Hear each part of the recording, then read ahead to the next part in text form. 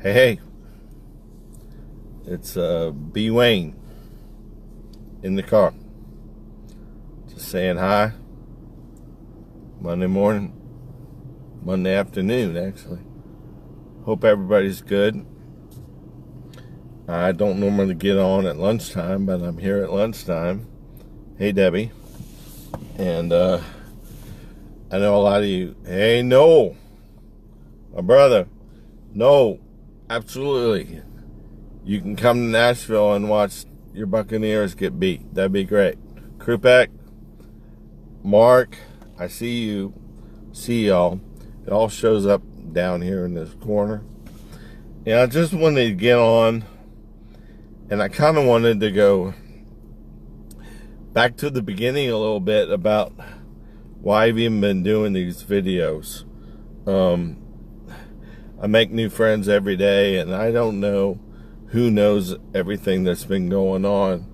I know most of you do, but just as a refresher, if you're just joining us, I live in Nashville, been a songwriter for a long time. Had a hit song with What If She's an Angel, went to #2 and changed my world. And I've been writing songs and hanging out, music grow. And about 2 years ago, I was diagnosed with ALS, which is Lou Gehrig's disease. I got a wife and 2 kids. Hey, Annie, 2 boys. And, ALS is terminal. There's no cure.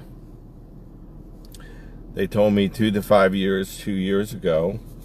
And before all my ALS friends get on here and say, hey, I've lived here, I've been alive 7 years, I've been alive 10 years, been alive 4 years, whatever. I know all that. I have faith that they're going to find a cure. And I'll look back and laugh on all this. But the reality is, more than likely, I won't be here in a few years. Hey, Janet, I see my buddy Briscoe. I saw someone else that already went by. Courtney. Hey, Courtney. Hey, that's tough stuff. Been a lot of tears shed. It is frustrating. Hey, Janet. But it is what it is. And I'm more optimistic than ever. There's so many good things happening in the ALS community. I think they're going to nail this thing. I just pray and hope they get it done before I go see the big man. So, hey, yeah. So all that's that, And I don't know what, a lot of people don't really know about ALS. But ALS is what the Ice Bucket Challenge was all about. And I know most of you did that. We did that. And we didn't even know at the time what ALS really was. And just a little ironic looking back on it, hey, Leanne, that, we would eventually be dealing with the disease that the Ice Bucket Challenge was all about. And there was a hot pepper challenge last year that my friends, Chuck Haverstraw, did. I don't know if I pronounced that right, Chuck. I'm sorry if I didn't. Hey, Irby. And I saw someone else. They go by fast. Jack Berkowitz. Brother, hey, man. So I'm talking about ALS a little bit today. And I'm kind of just telling my whole story. Songwriter, blah, blah, blah. And I know most of you know that, but not everybody knows my whole story. So, ALS, it sucks. I've gone from, being an ex-jock. I used to play football, baseball, basketball. Pretty good back in the day. Not so much now. A lot of you don't know that about me. You just see this chubby, bald, old guy. But there was a time when I was pretty athletic and pretty good at it. Law dog, hey, brother. So it's very frustrating when you have that kind of competitive athletic mindset in your body to start dealing with physical things, limitations. I'm left-handed and my left hand doesn't really work as good anymore. My left foot, it's called drop foot. It's dead. Basically, I can tell it to move and it won't move. I kind of just drag it like a flipper. I get cramps all over my body. I'm twitching all over my body. Hey, Llewellyn, 24/7. If you watch me, it's like aliens are running through my body. My legs twitch, my arms twitch, my torso twitches. And that's what ALS does. And ALS, it's all different. For some people, it affects their speech first. For some people, it affects a part of their body first, an arm or a leg or whatever. And I'm just trying to share with you guys who don't know what it really does. And it affects all your muscles. So it breaks down to where your brain can't tell your finger to move. And unfortunately, your diaphragm is a muscle, and it withers away to where you can't breathe. And ultimately, that's what most of us pass from, is respiratory failure. And the scary part for me is that's the part that's kicking in the worst. Yes, my left foot doesn't work, and my friends who see me around town, you can see I'm struggling to walk. I'm really, really weak. Hey, Amy. And but my breathing is what scares me the most. It's just continuing to get worse and worse, and I'm out of breath all the time. Even though you wouldn't know it right now, because I'm rambling, because I've had a cup of coffee and a Diet Mountain Dew. And my phone just dropped. So you're catching me on a good day. Got some energy today, but it sucks the life out of you. You're so tired every day, and yet you get this terminal diagnosis. So you're thinking to yourself, oh my gosh, what do I want to do with my life? There's so many things I still want to do. Hey, Deb. But the problem is, physically, you start to become more limited, and you can't do all those things. It's incredibly damn frustrating. And, I can still get around with the wheelchair. There's a lot of things I can still do. I can still drive, because my right foot and leg are okay. If you had to drive with your left foot, I'd be in trouble. Hey, Angel. So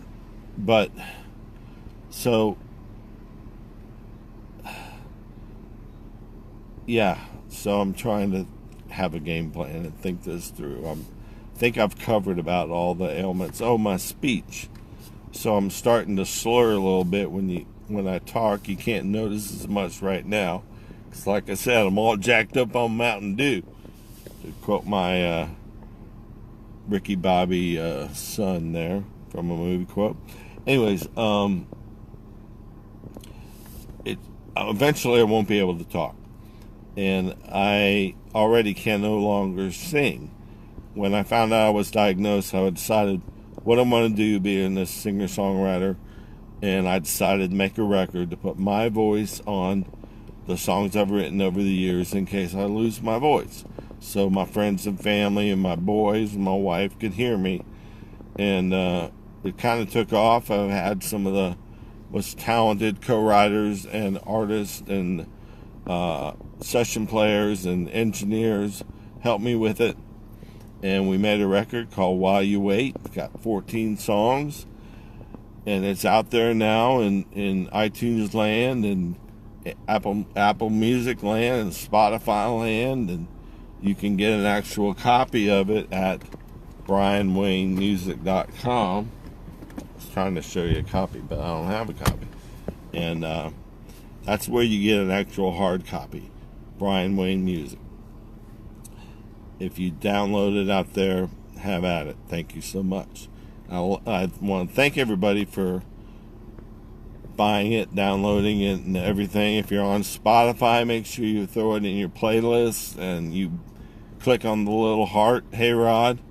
And, hey, John, I see what you're saying, buddy. It's okay, It's not a good hand. But I'm trying to make the most of a bad hand.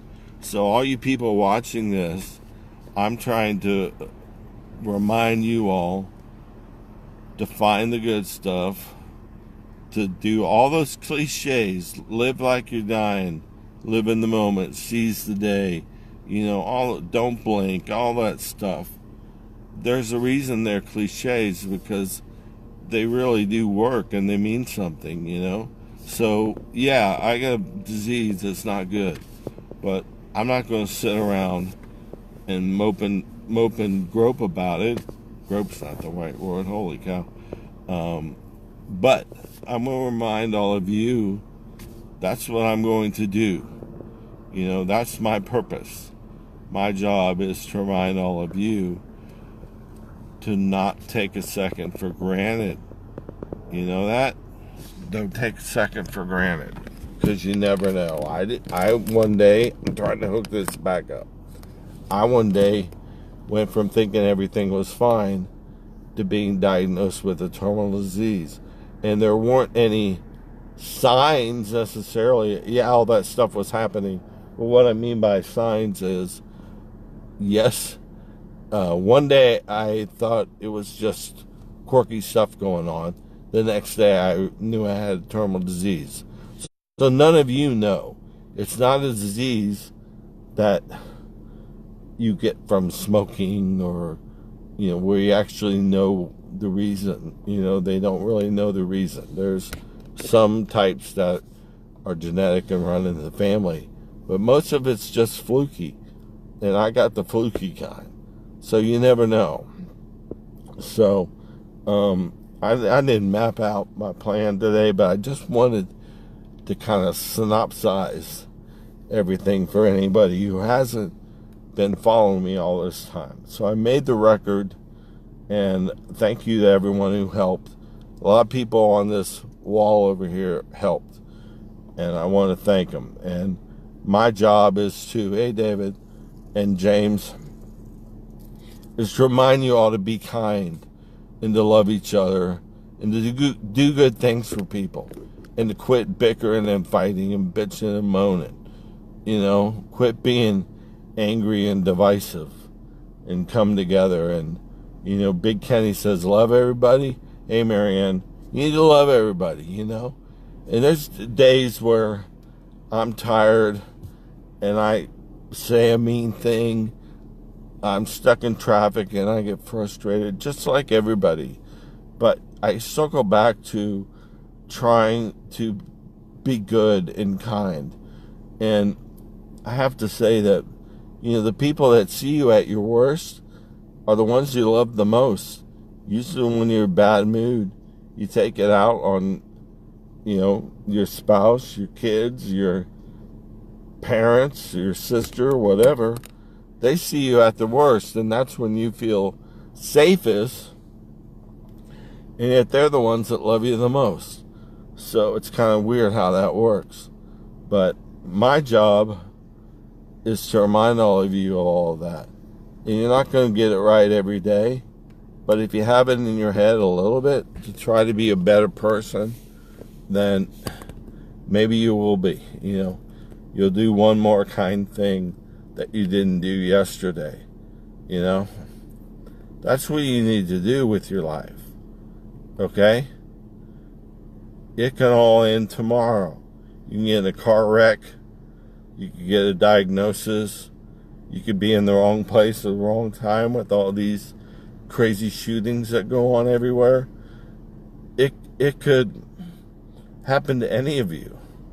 So why the heck are you bitching and moaning and being mean to people and not caring for each other? I don't get it. So work on that. You know, and if it means me reminding you with my Find the Good Stuff page or with these videos, then that's what I'm going to do. So that's why I do it. You know, what else do I have to do? You know, I'm trying to make memories with my friends and my family, but I'm also trying to be someone who reminds you guys what you're here for. You know, I don't like to talk politics on here. I don't like to talk religion. I have faith. I'm a Christian. I believe in miracles. I believe in prayer. But I'm not, if that works for y'all, then that's what you need to be doing.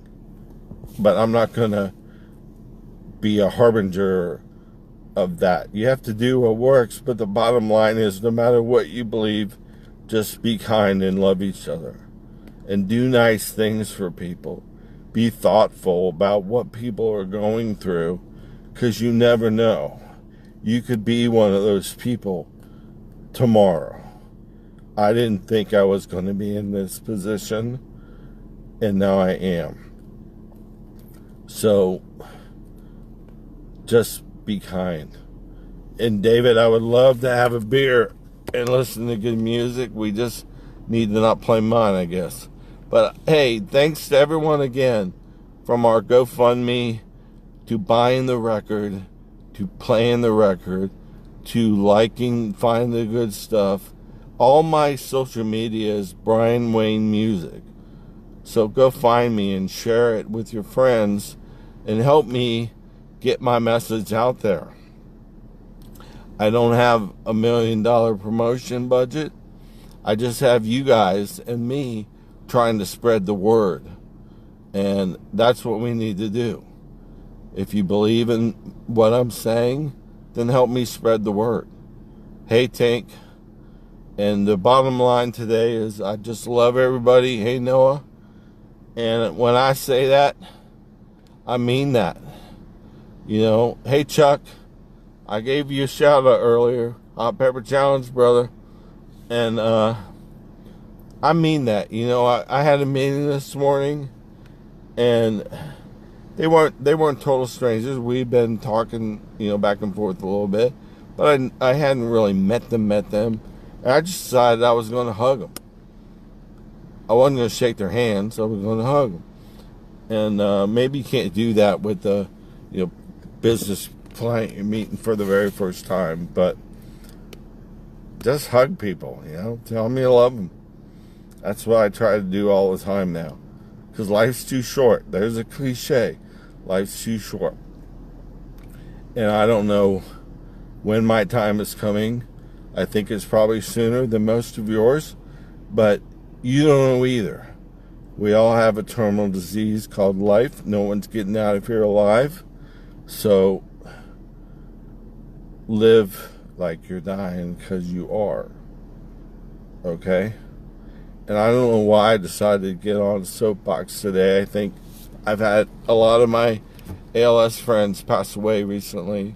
I've had some relatives pass away. I've had some friends who have lost their parents recently. I've had a friend who lost his brother last week. So I got a lot of emotions stirring in me. And I just, if I'm on a soapbox, then I'm on a soapbox. But you got to hear what I'm saying and live it as best you can. So find the good stuff. I love everybody. Be kind. And I'll see you soon. Have a great day, everybody. Peace out.